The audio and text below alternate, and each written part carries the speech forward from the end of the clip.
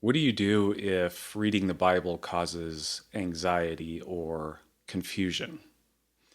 I spent most of my life reading the Bible from a perspective that it was never intended to be viewed from, which doesn't help when you already suffer from anxiety. So don't go through the same difficulties that I have gone through.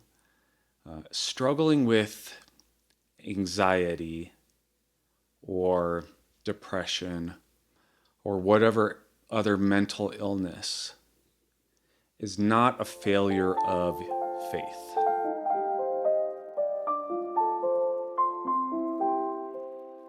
So, we're beginning season 2 of the podcast and the first season on video.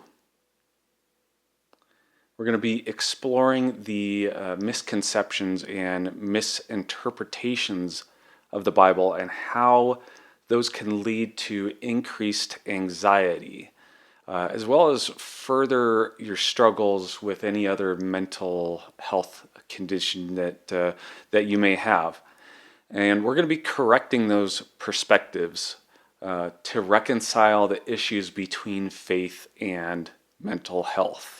With the addition of the video, it's going to allow me to put some of the texts up on screen. If you listen to any of the first season of the podcast, I do like to quote from books and just other speakers and everything. So I'll be able to throw those up on the screen for you as well, and I'll put the references in the show descriptions and everything like that. So you should have those references if you want to.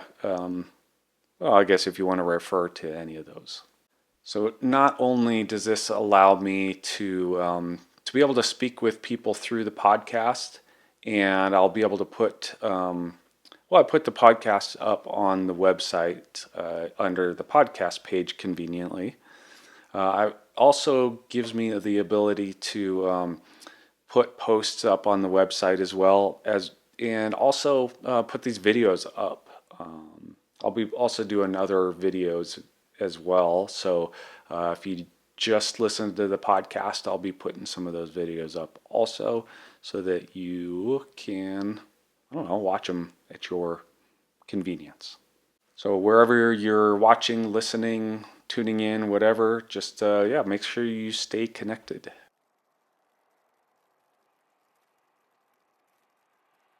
So let's get into it. We're going to start with understanding the lie of I don't have enough faith.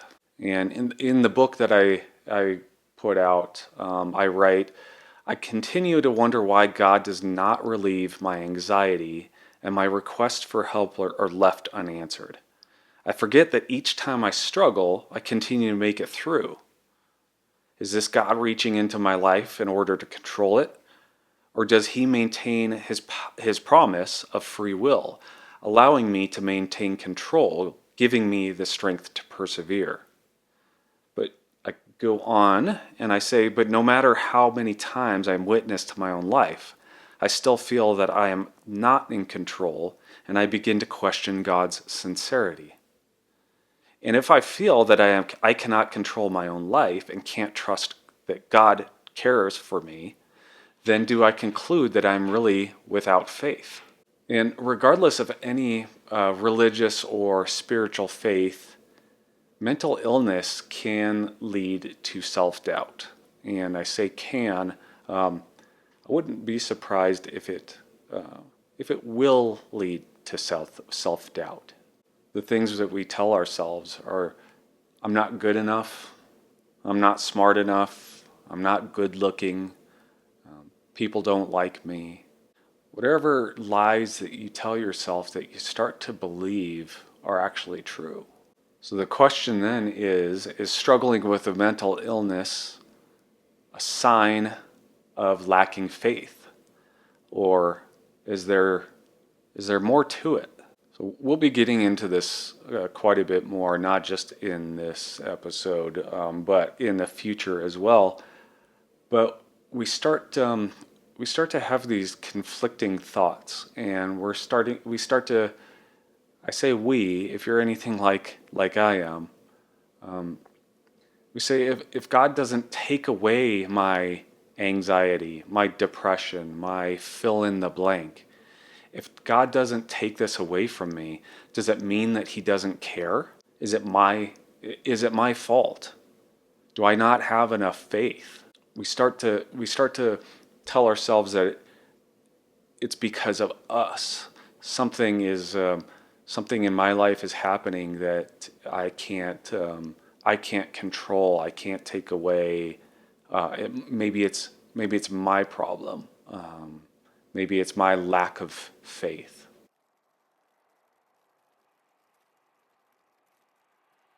So let's look at this false narrative of if I had enough faith, I could move a mountain. I think we say that a lot. Faith can move a mountain, or we reference that a lot. Moving mountains, and there's a lot to that, and we're going to get into some of that here. But if that mountain doesn't move, is it because I don't have enough faith? So I guess we'll start there. Matthew, and this comes from Matthew 17:20, where Jesus is essentially the text that we get out of it, or the narrative that we get out of it is faith as small as a mustard seed can move the mountains. And what he says is, and this is in reply to his disciples. They couldn't cast out a demon, and they say, why couldn't we do that? Jesus says, because you have so little faith. Truly I tell you, if you have faith as small as a mustard seed, you can say to this mountain, move from here to there, and it will move. Nothing will be impossible for you. In Luke 17, verse 6, he says that if you have faith as small as a mustard seed, you can say to this mulberry tree, be uprooted and planted in the sea, and it will obey you. So is this a strict, literal, surface level of interpretation of the scriptures? If you have enough faith, you can literally tell a mountain to move. If you have enough faith, you can tell a tree to get up and move into the ocean. If you have enough faith, you can tell your anxiety to be gone, and it will disappear. If you have enough faith, you can tell yourself, you can tell your depression to go away, and you're immediately going to be happy. And I think if you take that strict literal interpretation of those scriptures, I think you're doing the writers an injustice. So the Bible is not a how-to book written for me as a way for me to live my life. It's not a plug and play. It's not a choose your own adventure or a book explaining if you do this, then you will receive that. If you just do this, then this is what you'll get in return. It's not a weapon. We're going to get into that. It's not something to be memorized to later regurgitate and attack somebody with what it says. And it's not a book to tell me that I'm a failure because my personal struggles have not been alleviated since I didn't put all the literal text together in the proper pieces of the puzzle. We're going to look at something from the Cambridge Bible for Schools and Colleges. And the author says that such expressions are characteristic of the vivid imagery of Eastern speech generally. To, quote, remove mountains is to make difficulties vanish. The Jews used to say of an eminent teacher, he's a rooter up of mountains.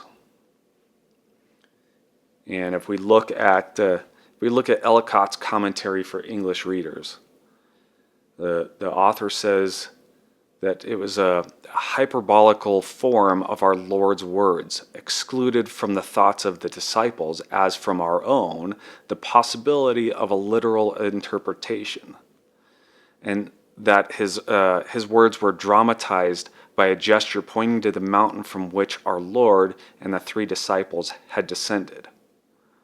So when you start to look at the Bible as it actually is, and that's what we're going to be looking at in this series of reading the Bible, is what does it actually say, and what were the intentions of the authors, the speakers, what were they trying to represent to the people who were going to read what they wrote, and what were they trying to represent to future readers. Moving mountains and uprooting trees refers to overcoming obstacles, not magically changing the world to our own will. So just imagine, if you will, you're Jesus, and you just came down from a mountain with three disciples. I don't want to do that. We're not going to say we're Jesus. You are one of the disciples, and you came down from the mountain with Jesus, and you're tired. It was a hike. I live in Colorado. We hike up and down mountains, and there are many times where I've gone, I wish this was flat. I wish I could get to the point I want to get to be able to see, overlook whatever, you're overlooking, to get to wherever you want to go, and but just have it be flat. But not make it easy, because I don't want everybody else doing the same thing, because then everybody else is going to be there. It's going to be packed, and I'm not going to be able to see anything. So it would be real nice if it were flat. So just now put yourself in the disciples' position where you're exhausted. You've been hiking who knows how long all day. And Jesus points to that mountain that you just went up and then came back down, and says that if you had the faith, then you could move that mountain. Are you actually thinking that Jesus is telling you that you can change the topography on your own because of your own desires? No, I wouldn't take it that way. I would hope a lot of people wouldn't either, unless they're just trying to discredit what he's saying. And it's not why we read the Bible, is just for to discredit what it actually is telling us. So as I record this, there are some very, very large fires happening in California. And I don't know exactly what those people are going through out there. I definitely don't know what the people who have lost their houses and everything they own are going through. I know a little bit about what the firefighters are going through, because, and I don't want to get into it. This is not about me, but when we had the Marshall Fire here in 2022, 21, we spent, I don't know how, 12 hours or whatever, fighting that from the time we first received the first calls till the time that we could actually take a break and shove some food down our throats. And somebody had showed up at one of the ambulance crews was coming around, and they were bringing pizza to everybody. And when they showed up with that pizza, it was such a relief. And I remember you look at before that, and you're going, I'm so hungry I could eat a horse. Now, I really couldn't eat a horse. There's no way. First of all. Second of all, I wouldn't eat a horse.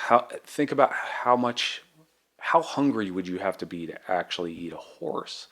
Now, fast forward 2,000 years, if somebody gonna look back at my life and say, well, he was an awful person because he wanted to eat a horse. No, it's a figure of speech that we're talking about now. That a lot of the viewers, listeners, I don't think that it's a big phrase anymore.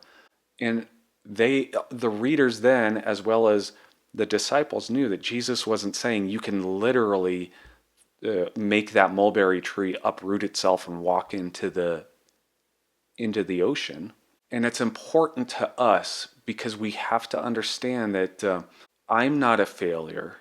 You're not a failure because our perceived lack of faith doesn't result in the natural world altering in an unnatural way to suit our personal desires and not necessarily my needs.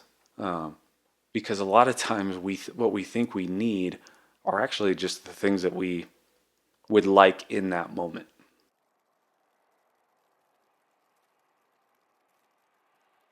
So, what impact will misunderstanding faith and mental illness have on us, on me, on you? I spent many years of my life begging God to take away my struggles because I thought that it was just a matter of faith. And if I had enough faith, that He would take away my struggle. I compare this with a snowball a lot. If you've listened to my podcast or anything, I'll talk about the snowball effect. And I thought it was my lack of faith that caused it so that my personal struggles weren't going away. My anxiety wasn't going away. My depression wasn't going away. And in turn, that made me feel like a failure. And because I was a failure, it made me struggle more with my faith, which then made me feel like more of a failure. This isn't just necessarily a lack of faith causing mental illness struggles or mental illness struggles causing a lack of faith, however. So I'm going to read, there's an article I like to do, if I'm going to look at something and I'm going to look at actual data, I try to avoid opinions, obviously. It's a long title here. Against the Stream, Religion and Mental Health, the Case for Inclusion of Religion and Spirituality into Psychiatric Care. Anyhow, so the author says that the presence of religious faith is associated with greater hope, increased sense of meaning in life, higher self-esteem, optimism, and life satisfaction.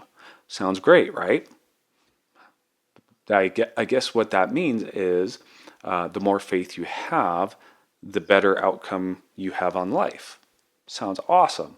However, it also says that although some studies demonstrate reduced anxiety rates, others indicate the anxiety levels are increased in the more religious.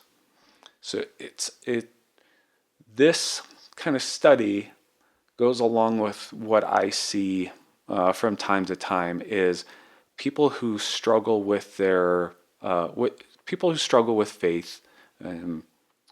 start feeling a lot of anxiety, self-doubt.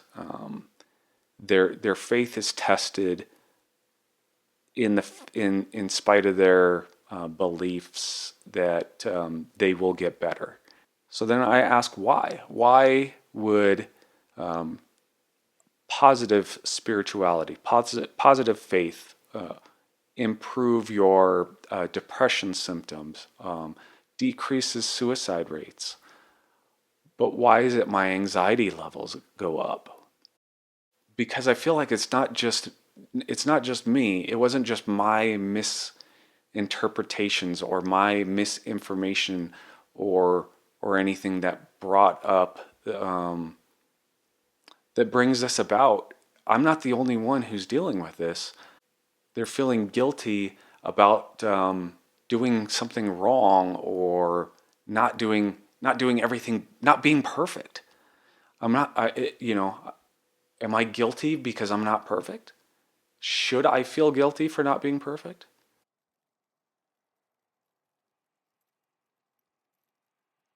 I started looking at, well, what does the text actually say, and what did the text actually mean? And so I started looking at a lot of different resources, and I was doing research, and it led me to the Bible Project. And if you have not heard of that, they've got a website, podcasts, everything. Started listening to some of the podcasts, and as I was listening to them, I kind of I made a mistake, and I started listening to a series that was years into their podcast episodes, and I was completely lost, and was they were referencing things that they had brought up many years before, and I was lost, and once again I misinterpreted what they were saying, and but it did start to challenge what I was start to challenge my thinking a little bit.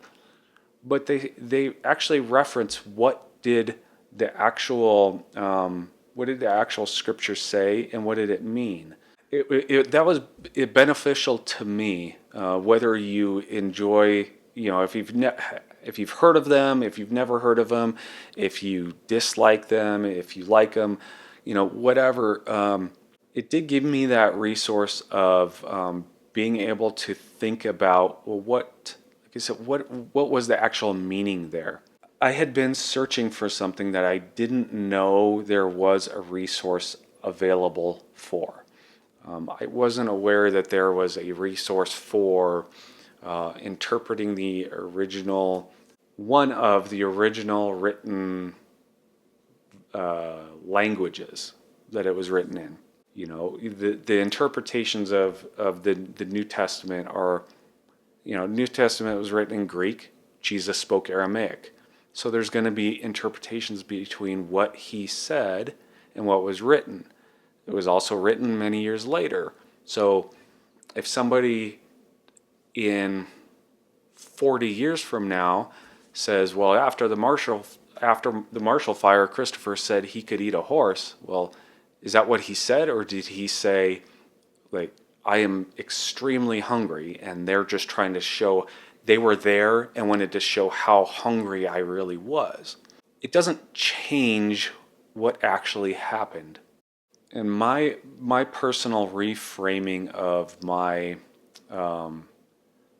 faith and my mental illness came with a lot of rock bottom moments. It probably wouldn't have had to come with so many rock bottom moments if I was not so stubborn. If I were not so stubborn, I don't know.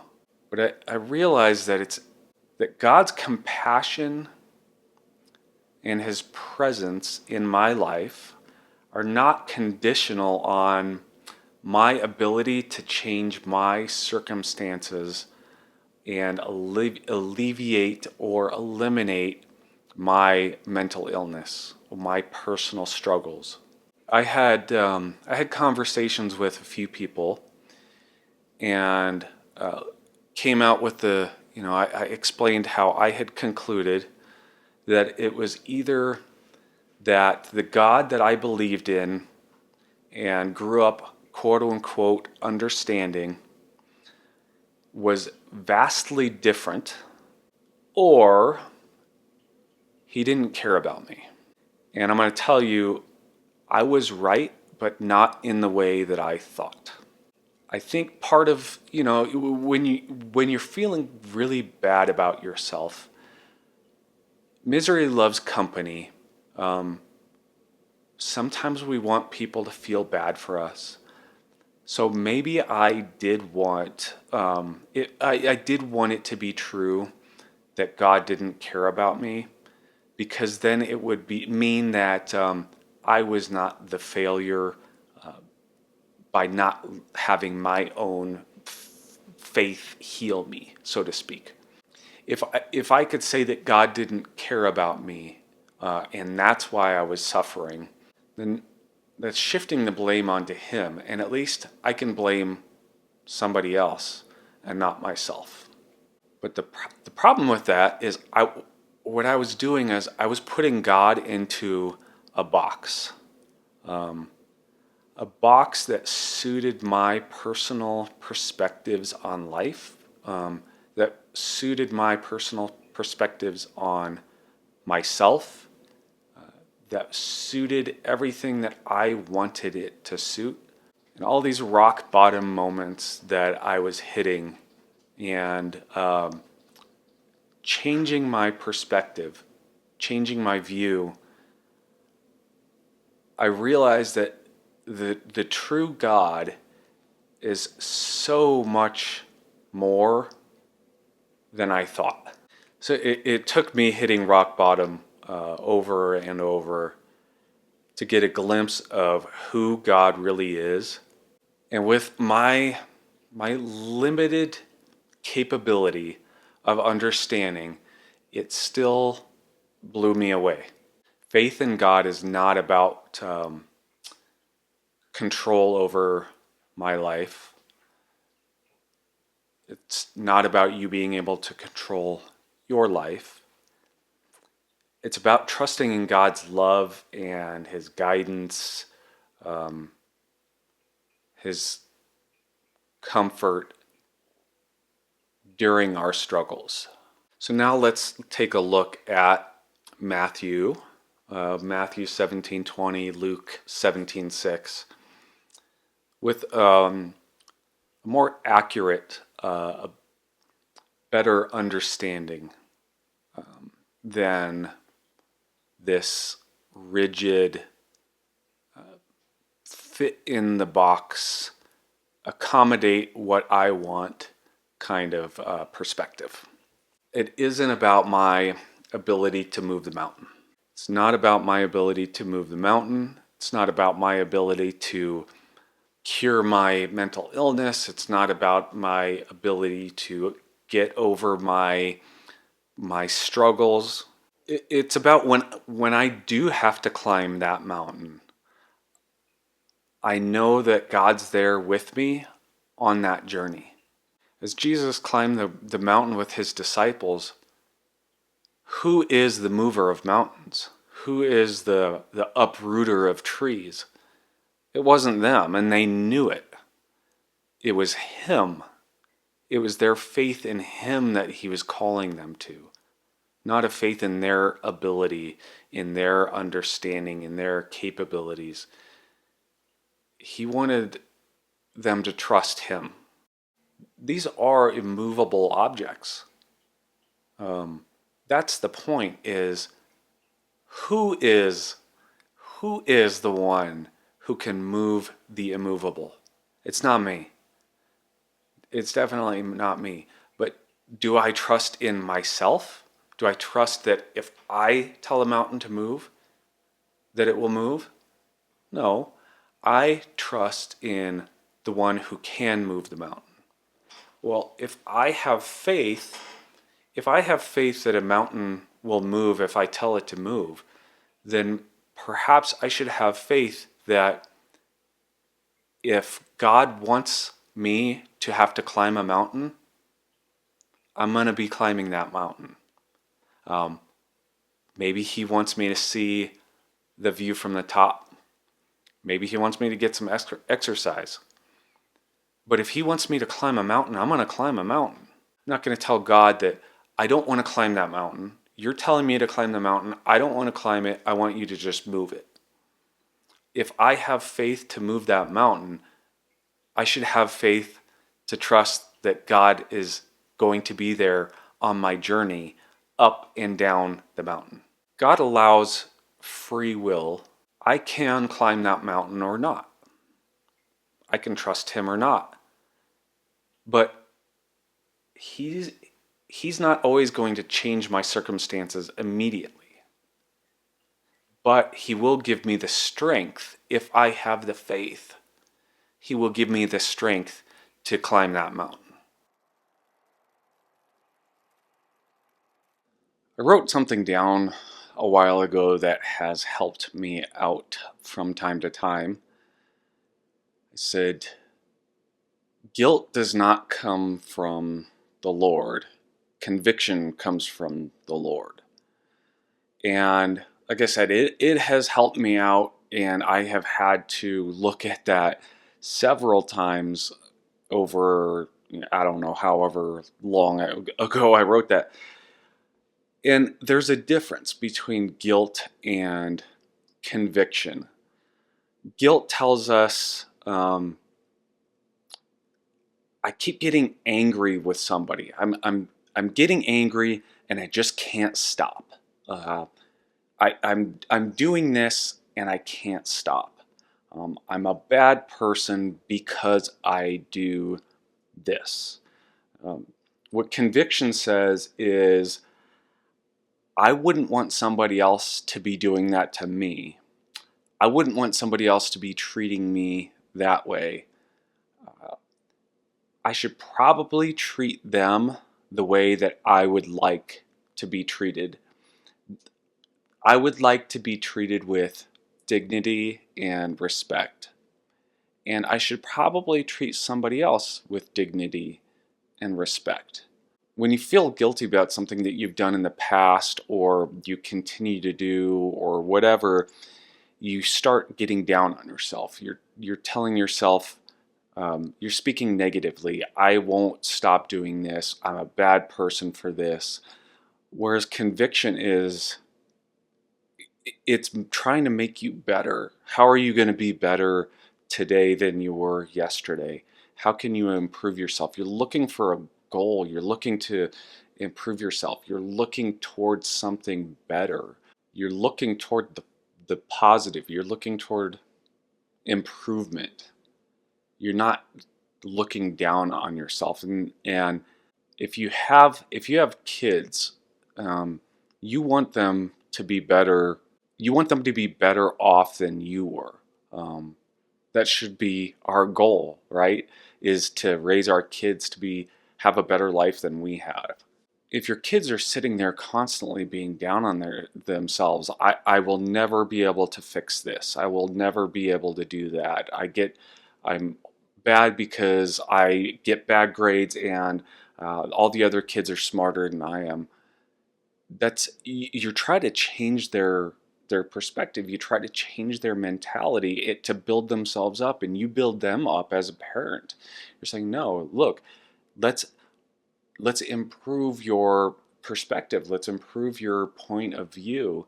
Well, that's how God looks at us.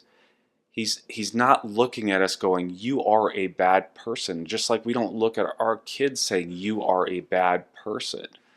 Look, you want to improve. I want my kids to improve. Does that mean that I think that they're bad the way they are? No. My kids, I love my kids. I love them with every ounce of my being because I want them to improve. Doesn't mean that I think negatively of them or I'm ashamed of them or they ought to feel guilty. No, I want them to improve so that they can be a better version of who they ought to be. Doesn't By thinking of my kids in the way that they should be better than they are now, doesn't mean that they're bad now. That they're the most amazing version of them that I can see. But if they are better tomorrow than they are today, if they're improving on themselves as a person, as a student, as a friend, as a child, as a sibling, if they're improving on themselves, then how's that going to make me feel? It doesn't make me feel that I have done that. Like, oh, look at me. I love my kids and I want the best for them. That's the way that God looks at us, is going, I want the best for you.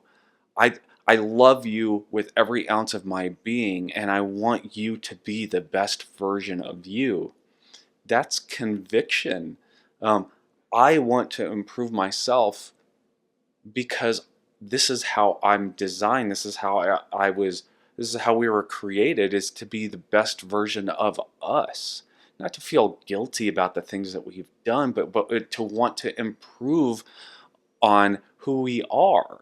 When we read the Bible from that perspective, that it's building us for something better, instead of pointing fingers and saying we're awful people, we start to change our perspective on how we read the Bible, how we read scriptures.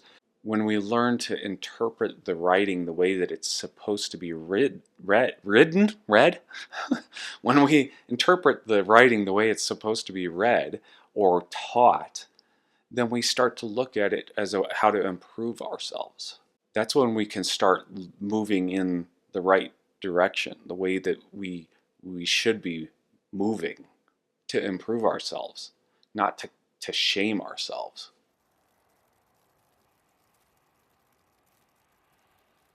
So then what does real faith look like?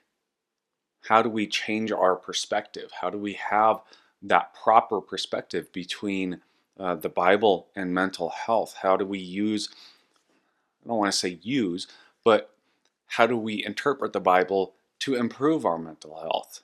So this is how we change our mentality, how we change our thoughts, how we change our behavior, is we're not relying on God to fix us, quote unquote.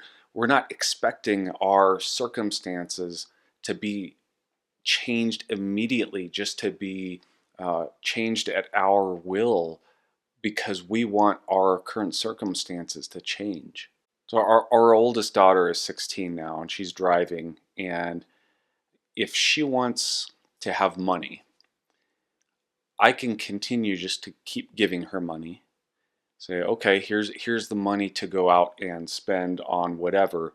Or I can have her get a job and she can provide for herself. Think about all of the benefits that she will have by going out and earning money on her own. Do I want her to be able to go out and do things? Do I want her to have gas money? I do. But what I want is not to just give her the things that she wants immediately. I want her to build her character. I want her to build on her life, and to start building up her to start building herself up, her self-esteem, her ability to work on her for her own way. If I want God to take away my anxiety, my stress, my depression, I wouldn't be doing these videos if God just immediately took away my stress, my anxiety, my depression at my will. I wouldn't be where I am right now. Who knows what I would be doing, but I wouldn't have that same perspective. And I wouldn't have that same perspective on life, and I wouldn't have that same view of God. I wouldn't have that same view of God in the way that I do right now, that has evolved because of my struggles. So my faith has not come from me trying to be perfect. Um, I, I have learned long ago that, and I tell my kids when I'm doing my woodworking and everything, my projects, my work is not perfect, and neither am I. And my faith does not come from me trying to be perfect. It doesn't come from me working toward perfection or trying to control my outcomes, trying to control every aspect of my life.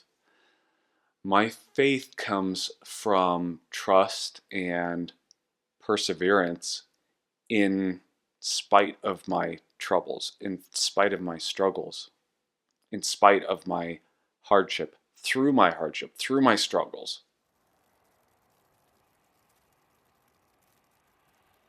So what does this all boil down to?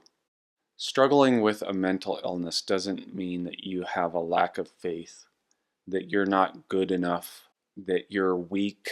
It's how you push through, how you persevere. Faith is about enduring, it's about trusting, it's about understanding that God is with us even when we are struggling, that God is with us as we climb those mountains, as we roll, as we stroll through the valleys, or as we're trying to climb out of a pit. God is with us in those moments. That is faith. When we're struggling and when we need to persevere, when we're looking for hope, it's about the fruit of the Spirit: love, joy, peace, patience, kindness, goodness, faithfulness, gentleness, and self-control. One of the other verses that, and I don't have it memorized or anything, it's more of the concept that I kind of try and focus on. And I am gonna read it. I do have it written down because, like I said, I don't have it memorized. It's more, like I said, the concept, but it's out of Philippians 4:8. It says, "Finally, brothers and sisters, whatever is true, whatever is noble, whatever is right, whatever is pure, whatever is lovely, whatever is admirable, if anything is excellent or praiseworthy, think about such things." That's how we change our perspective, is thinking about the positive, whatever is good, whatever is lovely, whatever is pure, whatever is true. Um, think about such things. Don't think about the negative. Uh, when we start to, when we tell ourselves false narratives, we start to believe those false narratives. And we need to change our perspective to think about focus on the fruit of the Spirit, and focus on whatever is true, whatever is good. Think about those things. As we continue on, we're going to be looking at different verses in the Bible and how a misinterpretation or a misrepresentation or a misunderstanding about those Bible verses can impact us negatively. But if we start looking at them for what they are, for the true meaning of those, they actually will improve our mental health. And so we're going to be, like I said, we're going to be looking at those verses. And if there's any verse that you have struggled with in your life, or anything that you're looking at negatively that is or has been used to kind of tear you down, that you want to look at you want to look at through the right lens, you want to look at with the right perspective, let me know. If you're watching the video, then you can put it in the comments section, or if you want to just send that to me, if you're listening on through the podcast, and you want to send that to me, you can just go to thefightwithdepression.com and go to the contact page, fill that out. It will go right to my email.